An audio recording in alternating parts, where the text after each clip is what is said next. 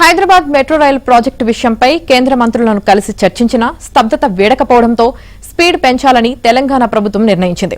Metro రైలు ప్రాజెక్టుపై ఉన్నతాధికారులతో CM సమీక్ష నిర్వహించారు. 2 వారాలు గడిచినా కేంద్రం నుంచి ఎలాంటి సమాచారం లేకపోవడంతో ఎస్బీఐ క్యాప్స్ నుంచి స్పందన లేదు.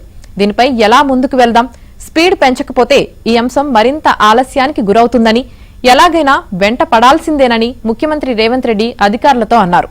అయితే అందుకు ముందుగా కేంద్ర మంత్రి కిషన్ రెడ్డికి మరోసారి లేఖ రాద్దామని చెప్పారు.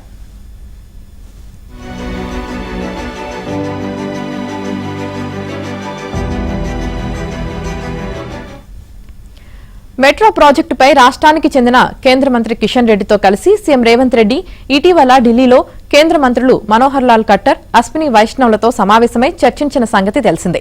ఆ సందర్భంగా మొదటి దశ వ్యయాన్ని మళ్లీ మదింపు చేసేందుకు, రెండో దశ వ్యయ అంచనాలను నిర్ధారించేందుకు ఎస్బీఐ క్యాప్స్ కు బాధ్యతలు అప్పగించారు.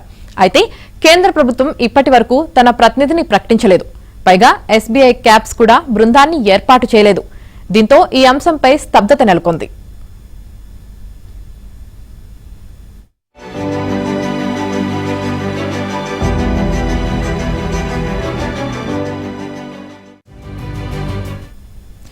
ఇప్పటికే మొదటి దశ కోసం జపాన్ ఇచ్చిన రుణం 13,600 కోట్లు ఇండియన్ రైల్వే ఫైనాన్స్ కార్పొరేషన్ వద్ద ఉంది.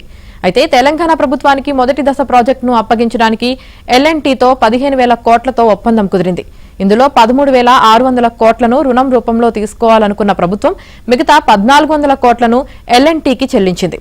అయితే దీనిని తిరిగి మదింపు చేయాలన్న బాధ్యతలను ఎస్బీఐ క్యాప్స్ కు అప్పగించినా ఇంకా ముందడుగు పడలేదు. దీనిపై స్పీడ్ పెంచాలని ముఖ్యమంత్రి రేవంత్ రెడ్డి అధికారులను ఆదేశించారు. మెట్రో ప్రాజెక్టు 100 ఏళ్ల పాటు ఉండే ఆస్తి అని, దీనిని ఎలాగైనా పూర్తి చేయాలని అన్నారు. అయితే ముందుగా కిషన్ రెడ్డికి మరోసారి లేఖ రాయాలని నిర్ణయించారు. 1-2 రోజుల్లో ఈ లేఖ రాస్తారని సమాచారం.